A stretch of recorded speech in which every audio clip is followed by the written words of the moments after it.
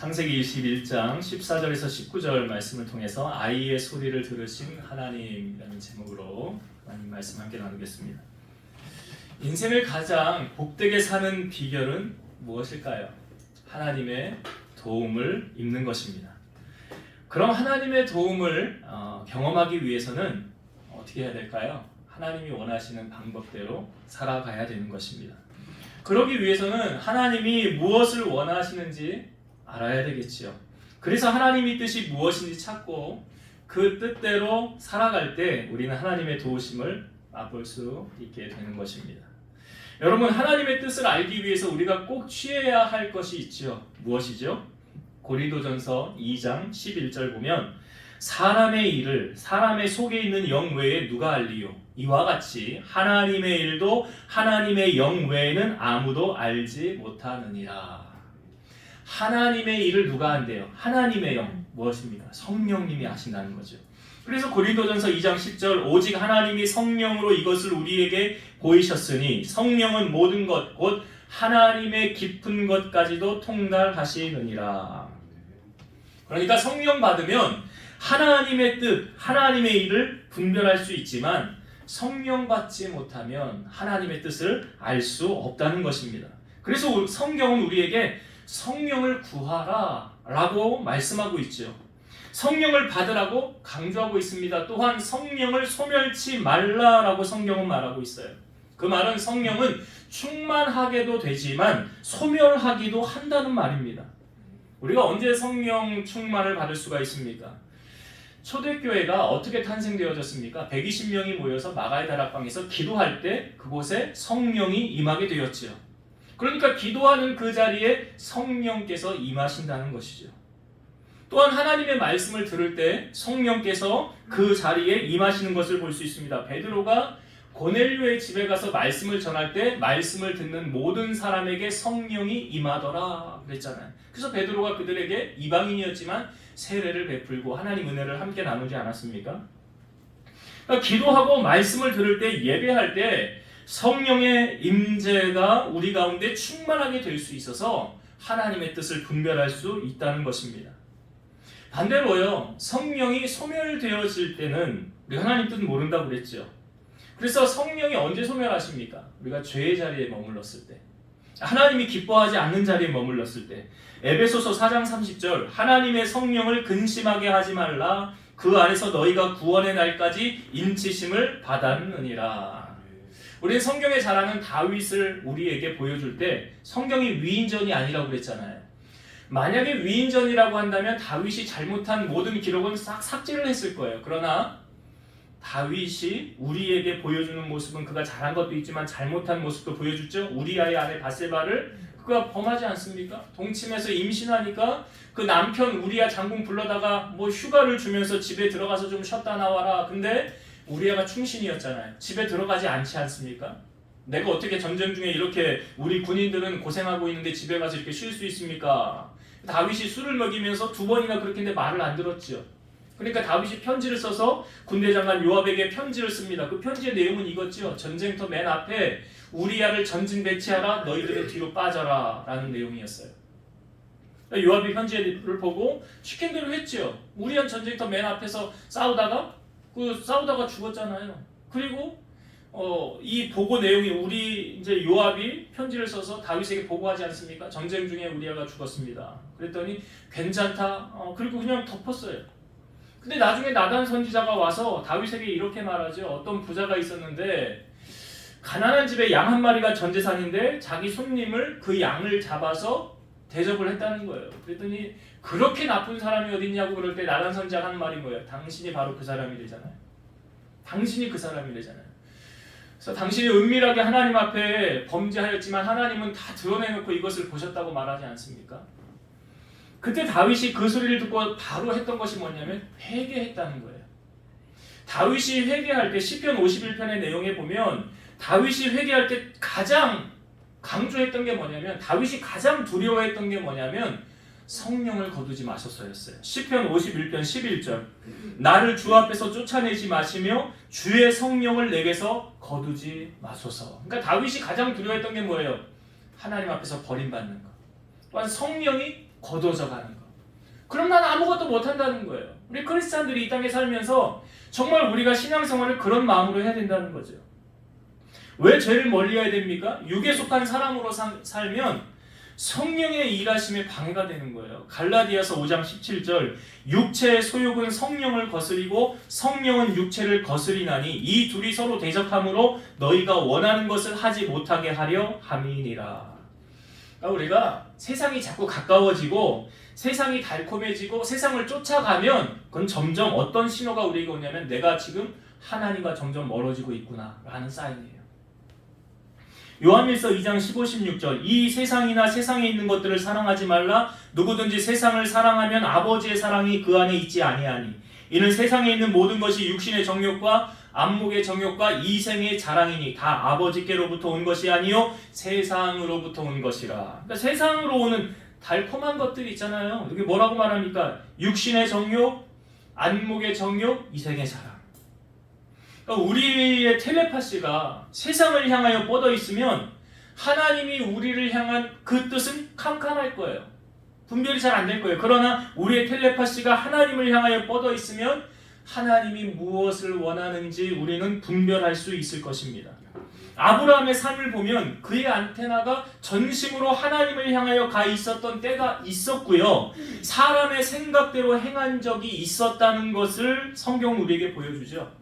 하나님께서 아브라함을 부른 나이는 75세였어요.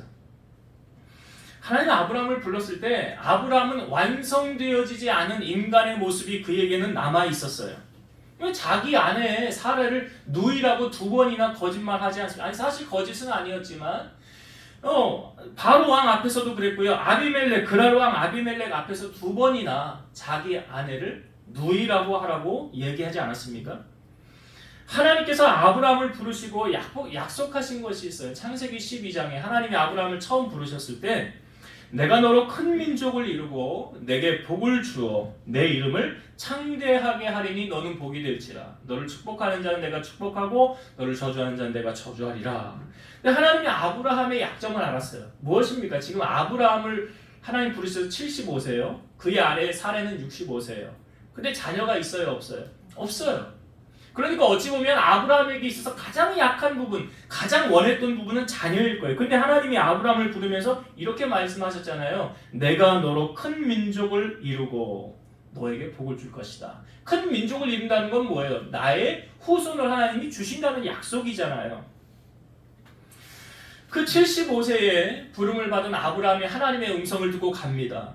자, 하나님이 이제 우리에게 자녀를 주시겠지라는 기대와 소망을 가지고 하나님의 부름을 따라가요. 자, 아브라함의 입장에서는 아브라함 75세, 사라 65세. 급합니까? 안 급합니까? 빨리 자녀를 주셨으면 좋겠지요. 1년 뒤에 주실래나? 2년 뒤에 주실래나? 아니, 좀 더 기다려야 되나? 하고 10년이 지났어요. 아브라함의 나이가 85세가 지났어요. 그런데 그때 하나님께서 아브라함에게 나타나셨어요.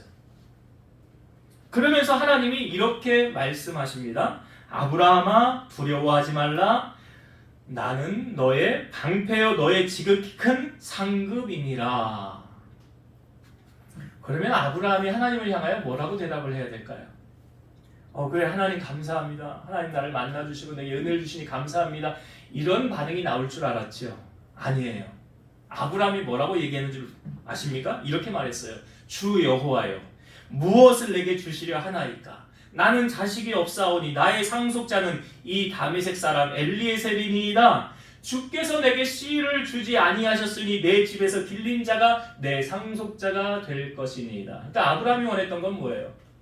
아니 자녀 주신다고 나 부르시잖아요. 근데 왜 자녀를 안 주십니까? 지금 나 부르신 지 몇 년 지났어요?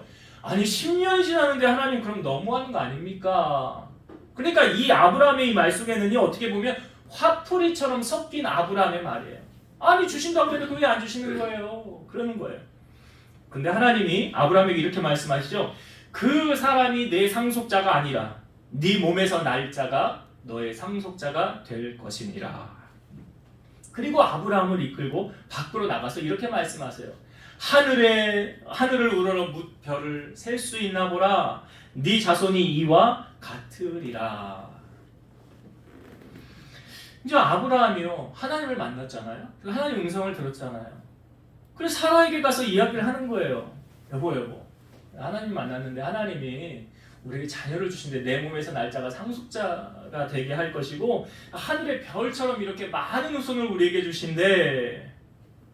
그러니까 이제 이 사라가 생각하기를 나는 아이를 낳지 못한 몸인데 하나님이 어떻게 자녀를 주시려고 하지? 이 창세기 16장 1절에 현대어 성경으로 이때 이제 아브라함이 85세예요. 이때 성경을 보면 아브라함의 아내 사레는 애굽 출생의 하갈이라는 몸종이 있었다. 사라는 아이를 낳지 못하는 몸이었으므로 이렇게 말하고 있어요. 사라는 아이를 낳지 못하는 몸이었다라고 성경이 말하고 있고요. 그 뒤에 뭐 사라가 이제 89세 보면 이미 폐경되었다라고 성경이 나오지 않습니까? 그러니까 아브라함의 말을 들은 사라가 아브라함에게 이렇게 말하는 거예요. 여호와께서 내 출산을 허락하지 아니하셨으니 원하건대 내 여종에게로 들어가십시오. 내가 혹 그로 말미암아 자녀를 얻을까 합니다. 그럼 아브라함은 사라가 시킨 대로 또 하죠. 사라의 말을 듣습니다. 자, 아브라함과 사라가 하갈을 취하여 자녀를 얻게 됩니다. 그것은 하나님이 알려주신 방법입니까? 아니면 하나님과는 상관없는 인간적인 방법으로 취한 것입니까? 자, 하나님이 알려주신 방법이 아니라는 거죠. 왜 이런 방법을 선택했을까요? 아브라함과 사라는 먼저는 하나님의 음성을 들었는데 그것을 하나님의 방법대로 적용하지 않고 인간적인 방법으로 적용했기 때문에 그래요. 왜 그랬는지는 이해가 되지 않습니까? 사라는 이미 폐경이 됐잖아요. 그러니까 어차피 자기는 아이를 갖지 못한다는 거 아닙니까? 이게 인간의 한계죠. 근데 아브라함이 99세가 되었을 때 하나님께서 사람의 모양으로 아브라함 앞에 나타나잖아요. 사람 셋이 나타나게 여호와께서 나타나신 거 아닙니까? 그리고 아브라함이 극진히 대접을 하죠. 그리고 난 후에 하나님이 말씀하시는 거예요. 사라가 어디 있느냐? 그랬더니 장막에 있나이다. 그랬더니 이렇게 말씀하세요. 내년 이맘때에 사라가 아들이 있으리라. 그 사라가 다 듣습니다. 근데 사라가요 그 말을 듣고 이렇게 자기 혼잣말을 하는 거예요. 내가 노쇠하였고 내 주인도 늙었으니 내게 무슨 즐거움이 있으리요. 이 말은 무슨 말이에요? 사라는 나는 아이를 못 낳는데 무슨 말 하는 거야? 그런 얘기잖아요. 그러니까 하나님께서 아브라함에게 이렇게 말씀하십니다. 사라가 왜 웃으며 이르기를 내가 늙었거늘 어떻게 아들을 낳으려 하느냐? 여호와께 능하지 못한 일이 있겠느냐? 기한이 이를 때에 내가 너에게로 돌아오리니 사라에게 아들이 있으리라. 여러분 하나님께서 하신 중요한 말씀이요. 여호와께 능하지 못한 일이 있겠느냐? 하나님 불가능한 것이 없는 분이세요. 그러니까 인내하지 못하고 기다리지 못하고 내가 하려고 했기 때문에 하나님의 때를 참지 못했다는 거죠. 전도서 3장 1절 보면 범사에 기한이 있고 천하만사가 다 때가 있나니. 여러분 하나님이 일하실 때까지 참는 건요 사실 쉽지 않습니다. 그러니까 하나님께서 아브라함을 불렀을 때도 금방 자녀 줄 줄 알았잖아요. 근데 10년이 지나고도 안 주니까 그리고 하나님의 말씀을 들었으나 그것을 나의 생각으로 적용을 했다는 거예요. 내 생각으로. 그러니까 하나님이 일하실 때까지 기다려야 우리는 하나님께서 하시는 일을 목격을 할 수 있다는 것이죠. 자, 하나님께서 아브라함이 100세가 되었을 때 사라가 90세가 되었을 때 하나님의 방법대로 이 가정에 아들을 허락하시죠. 창세기 21장 1절과 2절 여호와께서 말씀하신 대로 사라를 돌보셨고 여호와께서 말씀하신 대로 사라에게 행하셨으므로 사라가 임신하고 하나님이 말씀하신 시기가 되어 노년에 아브라함에게 아들을 낳으니. 하나님의 때가 되니까 하나님께서 말씀하신 것을 이루시잖아요. 그러니까 내 생각을 앞세워서 인간적인 방법으로 일을 하다 보면 하나님의 일을 그르칠 수가 있다는 거예요. 그러니까 하나님이 일하실 때까지 참고 인내하라라는 것이요. 야고보서 1장의 말씀에 보면 인내를 온전히 이루라 이는 너희로 온전하고 구비하여 조금도 부족함이 없게 하려 함이라. 이 모세라는 사람도 그렇잖아요. 40세에 자기가 나를 구원해 보려고 그래 하지 않았습니까? 근데 하나님은 지금 아니야. 모세 너 지금 아니야. 그러면서 모세를 광야로 보내고 모세가 80세가 되었을 때 하나님이 모세를 만나 주시잖아요. 호렙산은 떨기나무, 나무에 불이 붙었는데 타지가 않고 하나님의 음성이 들리기를 네가 선 곳은 거룩한 곳이니 신을 벗으라 하면서 내가 너를 통해 내 민족을 구원하리라 하잖아요. 그랬더니 모세가 하는 말이 뭐예요? 제가 지금 나이가 80이고요. 아무도 나를 인정하지 않고 나를 도와주지 않습니다. 그런데 내가 가서 사람들에게 뭐라고 말합니까? 하나님 이렇게 말씀하죠. 스스로 있는 자가 너를 보냈다고 하라. 그러니까 모세의 나이 80세면 많은 나이 아닙니까? 40세 때 하나님이 일하셨으면 더 많이 일하실 수 있었을 텐데 라는 생각이 들잖아요. 그러나 그때는 하나님의 때가 아니고 지금 모세의 나이 80이 되었을 때가 하나님의 때라는 거죠. 자, 하나님께서 이제 아브라함에게 아들을 허락하신 시점도 바로 이때지요. 하나님의 원하시는 시각은 아브라함의 나이 100세요. 사라의 나이 100세가 되었을 때 하나님의 방법대로 이 가정에 이삭을 허락해 주셨어요. 자, 그리고 젖을 뗄 때가 될 때 이제 큰 잔치를 베풉니다. 우리말로 하면 돌잔치 하지 않았나라는 생각이 들어요. 그런데 사라가 가만히 보니까 그 아브라함이 그 하가를 통해서 낳은 아들 이스마엘이 자기 아들 이삭을 자꾸 못 살게 굴고 괴롭히고 놀리더라는 거예요. 그러니까 그걸 보니까 엄마 입장에서 얼마나 속이 터집니까? 사라 입장에서 이스마엘은 남이잖아요. 피 한 방울 안 섞이지 않았습니까? 그럼 아브라함의 입장에서 이스마엘은 아들이죠. 아들이에요. 근데 이 가정이 왜 이런 문제로 지금 힘들어하고 있느냐? 제가 말씀드렸지만 하나님을 만나고 하나님의 음성을 듣고 인간적인 방법으로 문제를 해결하려고 했기 때문에 이 가정에 이런 일이 생기게 된 거 아닙니까? 자, 그러니까 아브라함이 사라의 말을 듣고 매우 근심하게 되었다. 매우 근심했다. 어떻게 해결해야 되지? 어떻게 하면 좋을까? 여러분, 이럴 때 우리가 뭐 해야 됩니까? 그렇죠. 기도해야 되는 거예요. 하나님 어떻게 하면 좋습니까? 내 생각에는 내 의미대로 내가 하지 않겠습니다. 왜냐하면 아브라함이 지금 이전에 인간적인 방법으로 취했더니 잘못 결과가 나왔잖아요. 그러니까 이번에는 철저하게 기도하고 하나님 내 생각대로 하지 않겠습니다. 하나님이 원하시는 방법대로 하겠습니다. 하나님 알려주세요. 성경에 보면 너희 중에 고난 당하는 자가 있느냐? 저는 뭐 하래요? 기도할 것이요. 기도할 것이요. 아브라함은요, 제가 성경을 보면서 분명히 기도했을 것이다 라는 생각이 들어요. 왜냐하면 이거 어떻게 할 수 있냐면 하나님 이렇게 말씀하셨죠. 나를 간절히 찾는 자를 내가 만나 주리라 그러시잖아요. 그러니까 하나님을 간절히 찾는 게 뭐예요? 기도하는 거죠. 그러니까 기도하는 자 하나님 만나 주신대요. 우리가 모든 일을 결정할 때 하나님의 음성을 듣고 그러고 결정하면 하나님께서 책임져 주신다는 사실이죠. 그러니까 아브라함도 지금 하나님께 기도했어요.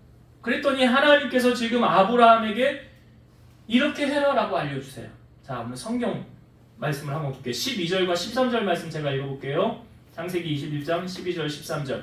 하나님이 아브라함에게 이르시되 네 아이나 네 여종으로 말미암아 근심하지 말고 사라가 내게 이른 말을 다 들으라. 이삭에게서 나는 자라야 내 씨라 부를 것이니라. 그러나 여종의 아들도 내 씨니 내가 그로 한 민족을 이루게 하리라 하신지라.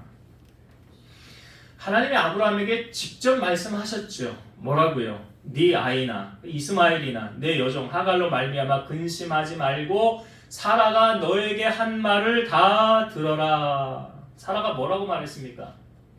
이스마엘하고 하갈하고 내쫓아라 라고 말했잖아요. 여러분, 피는 물보다 진하다라고 하지 않습니까? 천륜을 어떻게 끊습니까? 한 번 자녀는 영원한 자녀잖아요. 쉽지 않거든요. 혈육을 끊는다. 그런데 아브라함이 지금 누구의 음성을 들었어요? 하나님의 음성을 들었어요. 이게 응답이라는 거죠.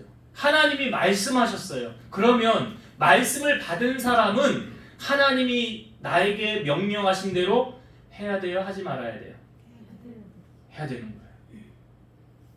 핏줄도 끊기 참 그 끊을 수가 없는 거잖아요. 근데 하나님이 하라라고 말씀하셨어요. 아브라함은 어떻게 했을까요? 14절을 한번 볼게요. 14절.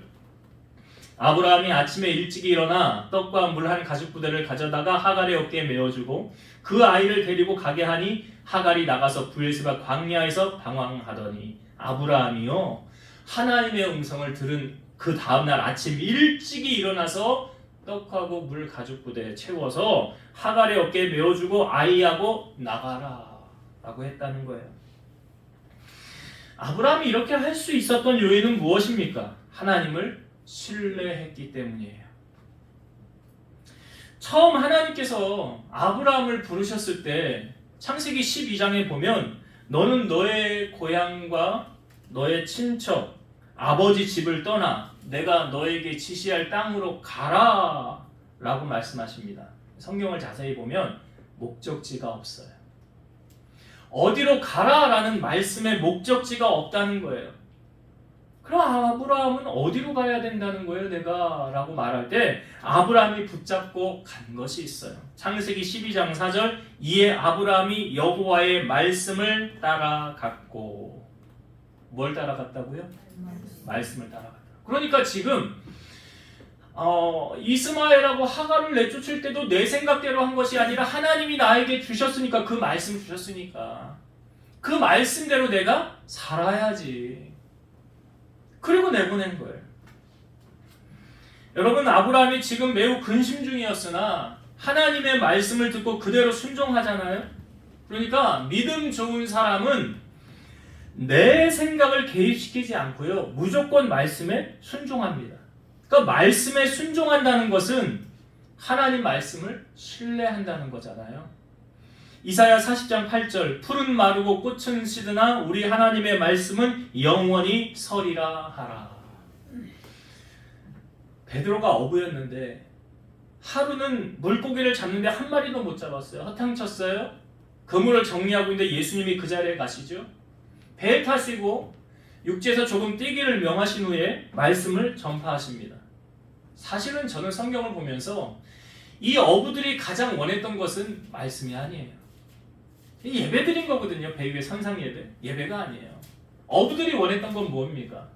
물고기죠. 근데 주님은 예배를 드리시더라는 거예요. 근데 예배를 마치신 다음에 주님이 이렇게 말씀하십니다. 그물을 깊은 데에 내려보아라. 그래요.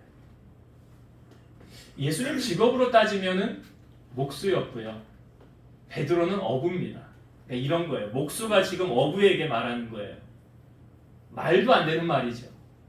그런데 베드로가 아마 예배의 은혜를 받았나 봐요. 주님의 말씀에 은혜를 받았네. 예배 중에 은혜를 받았던 것 같아요. 이렇게 베드로가 말하죠. 주여, 우리가 밤새 그물 내렸다가 올렸다가 고기를 잡으려고 했는데 한 마리도 못 잡았습니다. 그러나 내가 말씀에 의지하여 그물을 내려보겠습니다.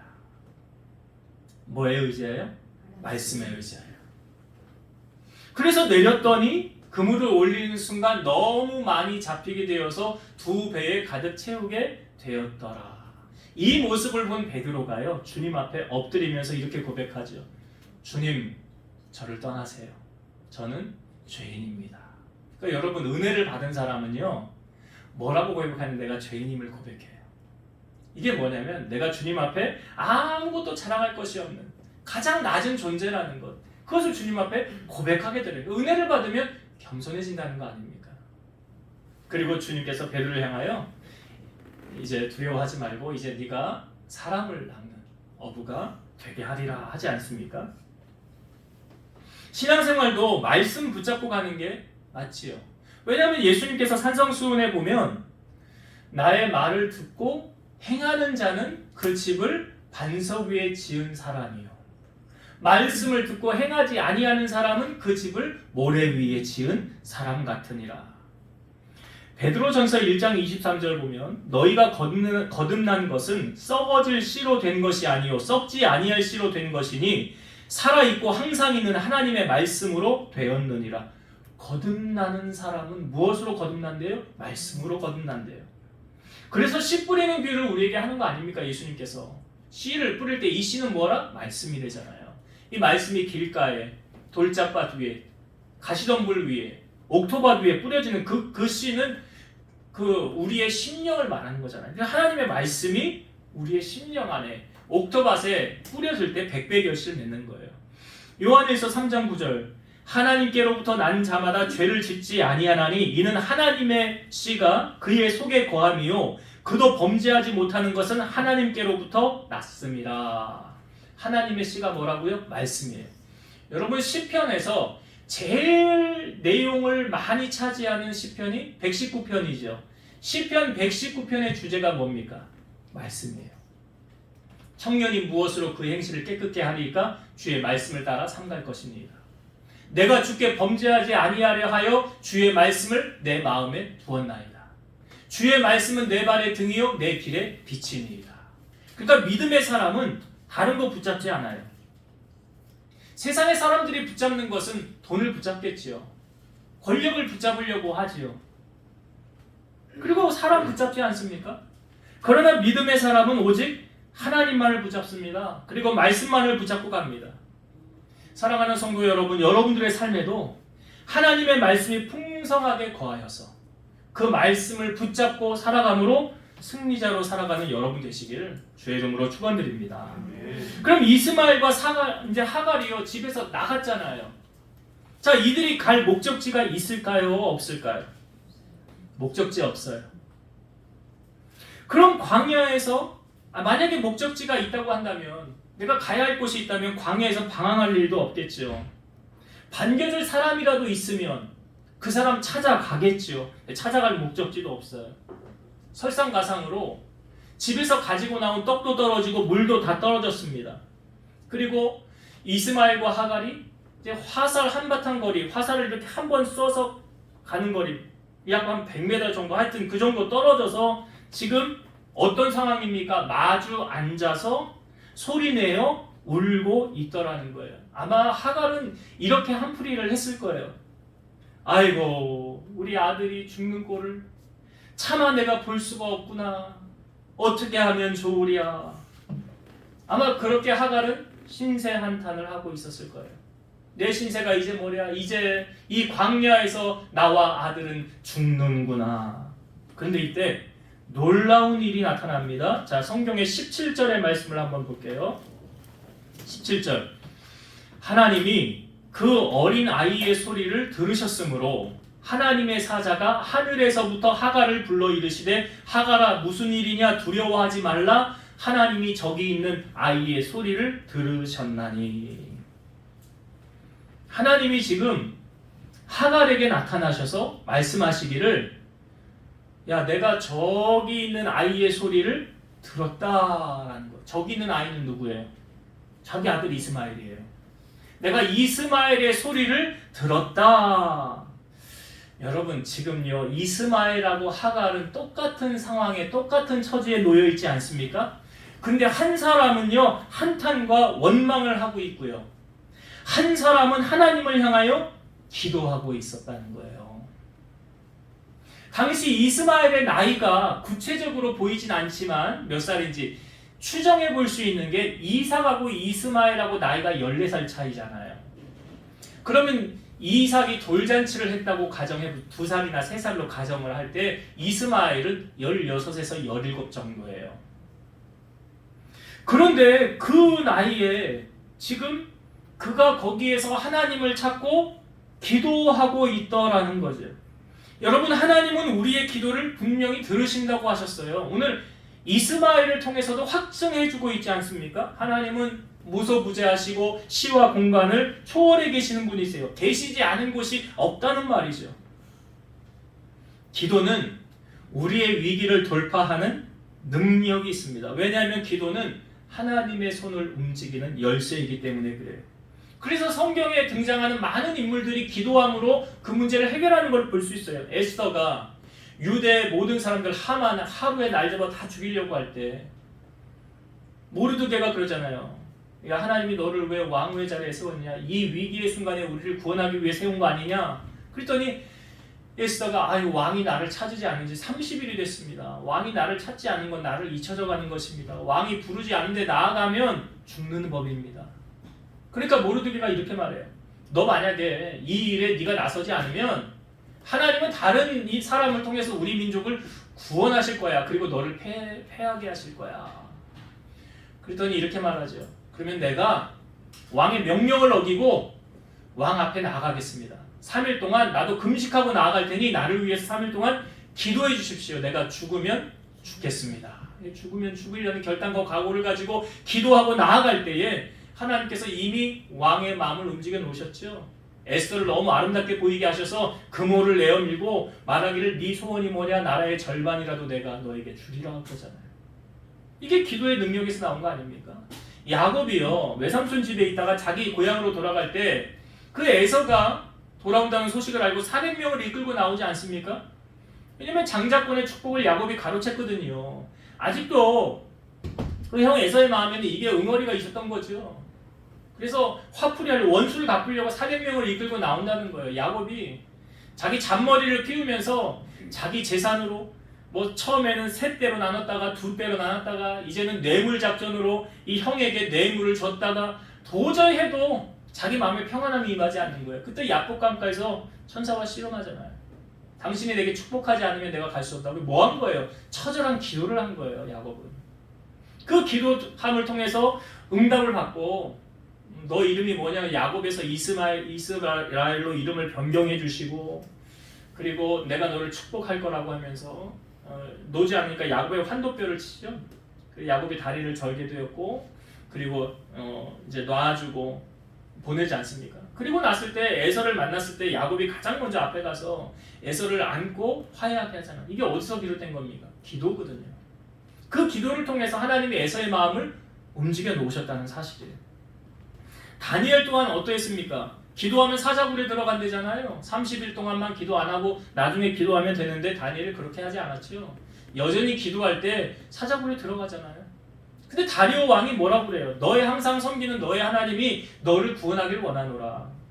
왕도 다니엘의 신앙을 인정했다는 거 아닙니까? 사자굴에 들어갔는데 이 사자들이요 사나웠던 사자가 고양이처럼 얌전해졌다는 거예요. 그 이유가 뭐예요? 하나님이 천사를 보내어 사자들의 입을 막으셨다는 거죠. 다음날 다리오가 아침 일찍 다니엘을 불렀을 때 밑에서 음성이 들리죠. 왕은 만세수를 하옵소서. 하나님이 천사를 보내어서 나를 지켜주셨습니다. 그리고 다니엘을 꺼내고 다니엘을 모함했던 사람들 사자굴에 던져넣자 어떻게 됐어요? 다 죽었잖아요. 그러니까 여전히 다니엘은 하루에 3번 기도함을 통해서 하나님의 도움을 얻게 되었고 위기를 극복하게 되었다는 거죠.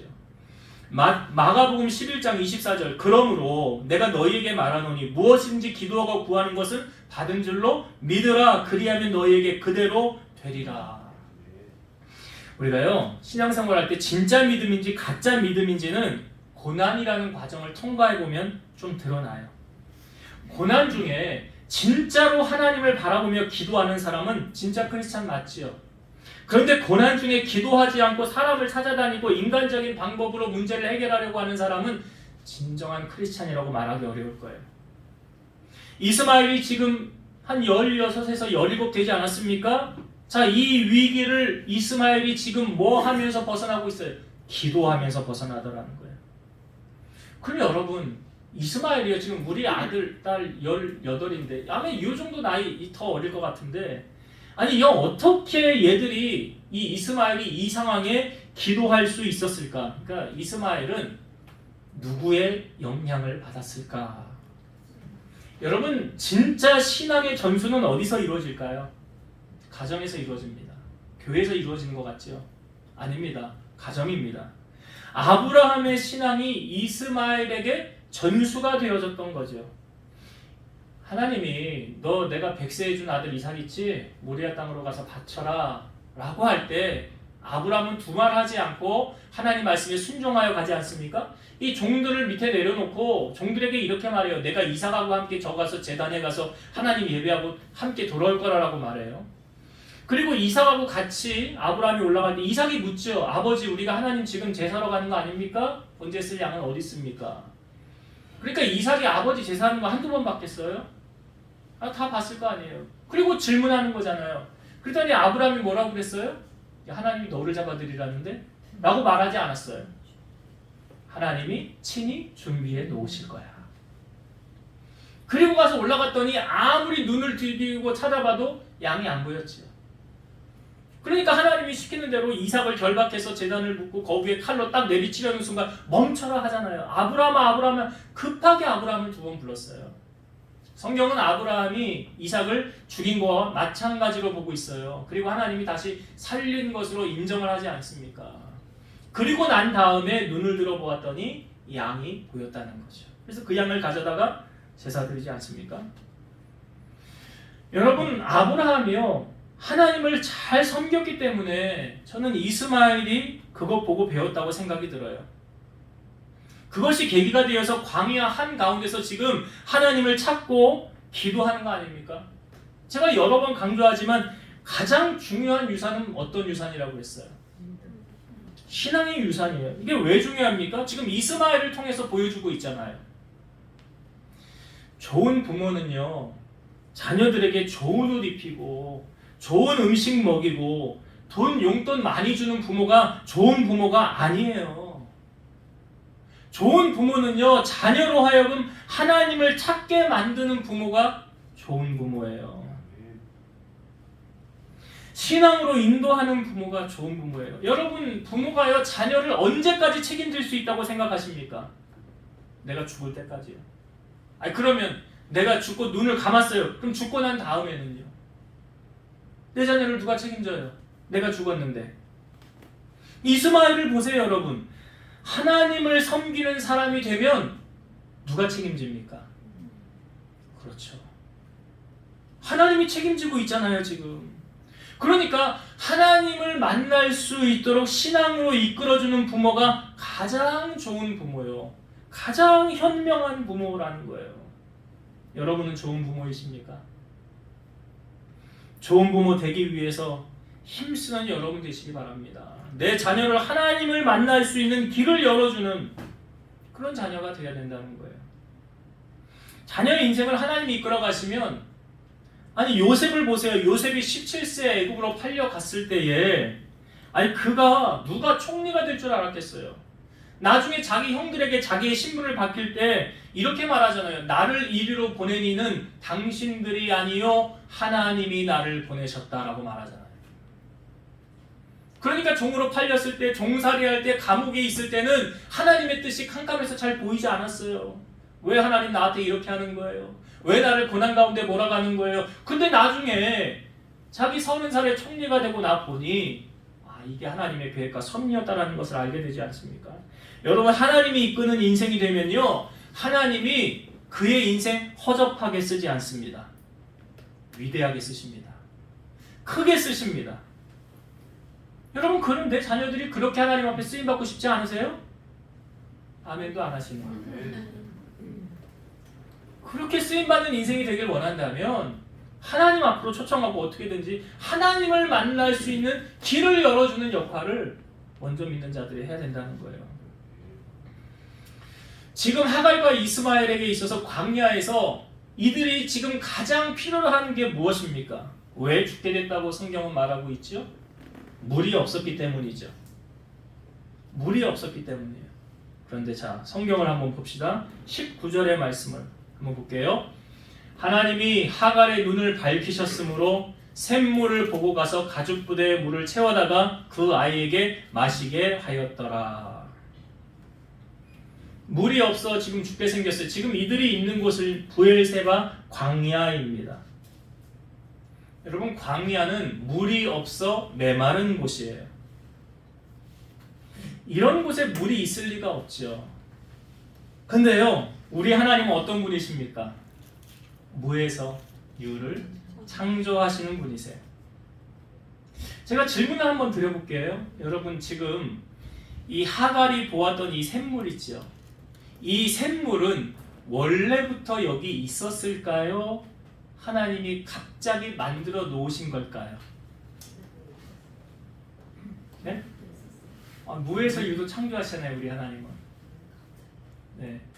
갑자기 없었던 샘물을 만들어 놓으셨을까요? 아니면 원래부터 거기 있었던 샘물이었을까요? 자, 제가 앞부분에 아브라함이 이삭을 제단 위에 드렸을 때에 수풀의 양이 언제 보였어요? 그 양은 없었는데 거기 갑자기 생겨난 거예요? 아니면 거기 원래 계속 있었던 양이에요? 원래 있었던 양이에요. 원래 있었던. 자, 똑같은 원리예요. 그 샘물도 거기에 있었던 샘물이에요.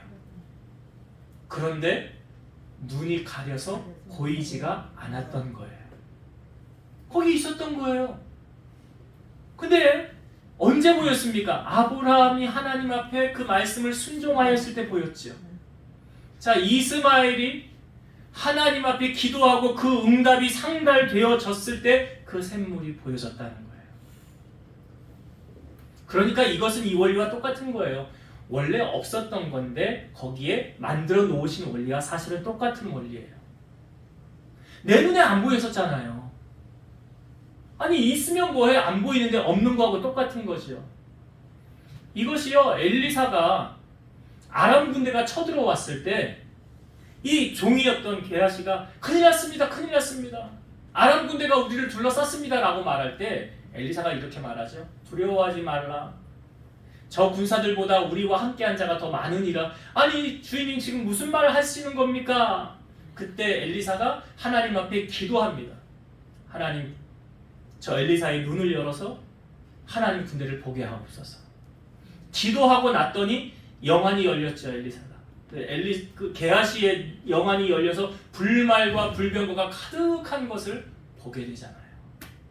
그 여러분, 하나님께서 우리를 위해 예비하신 축복도요, 우리 주변에 널려 있어요. 믿으십니까?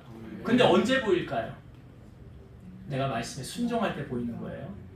내가 하나님 앞에 기도할 때 보이는 거예요. 하나님의 역사는 그렇게 열려져 있는 거예요. 그래서 오늘 이스마엘과 하갈이요, 이 광야 가운데 죽게 될 위기 속에서 하나님의 은혜로 그들은 그 위기를 벗어나게 되었고, 하나님께서 그 아이와 함께 하심으로 그런 한 민족을 세우는 하나님의 역사를 보게 되었습니다. 말씀을 정리하고 마치겠습니다. 여러분, 하나님이 우리를 부르시고 우리에게 말씀하셨다는 것은 그 말씀하신 약속을 하나님은 반드시 이루십니다. 그런데 언제 이루십니까? 그때는 우리의 때에 있는 것이 아니라 하나님의 때에 있는 거예요. 어떻게 보면 아브라함의 인생에 있어서 하갈을 통하여 이스마엘을 낳은 것은 사실은 하나님이 원하는 뜻은 아니었죠. 근데 이들이 이렇게 행하였다는 것은 하나님의 말씀 응답을 받았지만 온전히 하나님의 뜻대로 행하지 못한 결과였어요. 그러니까 이 결과로 말미암아 이 가정에 아픔이 생기게 되었잖아요. 아니 하갈은 그러니까 사라에게 있어서 이스마엘은 피도 한 방울 안 섞인 남이지만 아브라함의 입장에서는 어떠했습니까? 자식이잖아요. 그러니까 그 일로 말미암아 아브라함이 마음고생이 심하게 되었죠. 자, 그때 우리가 취해야 될 건 뭐라고요? 기도라는 거예요. 여러분, 사방이 막혀 있어도 하늘은 열려 있죠. 우리가 기도할 수 있다는 것은 아직 희망이 있다는 거잖아요. 기도할 수 있다는 것은 하나님의 도움을 경험할 수 있다는 거 아닙니까? 지금 이스마엘이 그 광야에서 똑같은 상황 속에 한 사람은 원망과 불평, 이게 홍해 앞에 다다랐을 때 이스라엘 백성들도 그러했어요. 기도하고 난 다음에 모세를 향하여 원망했잖아요. 우리 이제 여기서 다 죽는 거 아니냐? 그때 모세는 뭐라고 말합니까? 여호와께서 우리를 위하여 일하실 것입니다. 홍해가 열릴지도 모르고 모세는 그렇게 말했어요. 근데 하나님이 그 음성을 들으시고 모세로 하여금 손을 내밀어 홍해가 갈라지게 하고 마른 땅으로 건너가라 하지 않으십니까? 그러니까 우리의 삶에도 하나님을 향하여 기도한다면 여러분 아직 소망이 있어요. 기도하면 우리의 문제가 풀리게 될 줄로 믿습니다. 그래서 기도하시고, 또한 말씀에 순종한 아브라함의 모습, 그 모습이 누구에게 전이가 됐어요? 자녀들에게. 신앙의 유산은요, 이렇게 흐르는 거예요. 이렇게 흐르는 거예요. 그래서 여러분, 가장 좋은 부모는 어떤 부모라고요? 신앙의 유산을 올려주는 부모. 그런 여러분 되시길 바라고요. 지금 하갈과 이스마엘이 가장 필요로 했던 게 뭡니까? 광야에서 물이 없어 마르게 되어 죽게 되었을 때 하나님이 샘물을 보게 하셨다. 여러분들의 삶에 지금 가장 필요한 게 뭐예요? 그게 지금 이스마엘과 하갈이 가장 필요로 했던 거 아니에요? 그거 하나님 이루어주신다는 약속이잖아요. 오늘 이 약속을 여러분 받으셔서 하나님을 만나고 하나님의 도움을 경험하여 살아계신 하나님을 간증하고 영광 올리는 여러분 되시기를 주의 이름으로 축원드립니다. 기도하시겠습니다. 지금도 살아서 역사하시는 하나님 감사합니다. 우리의 삶에 함께 하시고 개입하시고 말씀하시는 하나님, 우리에게 주신 그 말씀을 듣고 하나님이 이루실 그때까지 인내하고 참고 기다리며 아름답게 일하실 하나님을 경험하고 영광 올려드리는 우리 성도를 되게 하여 주옵소서. 아무리 위기 상황이 있다 할지라도 하늘은 열려 있습니다. 기도하면 하나님은 우리 기도를 들으시고 응답하여 주실 줄로 믿사오니 이런 응답의 기쁨을 경험하고 영광 올려드리는 우리 성도들 다 되게 하여 주옵소서. 예수님 이름으로 감사하며 기도드리옵나이다. 아멘.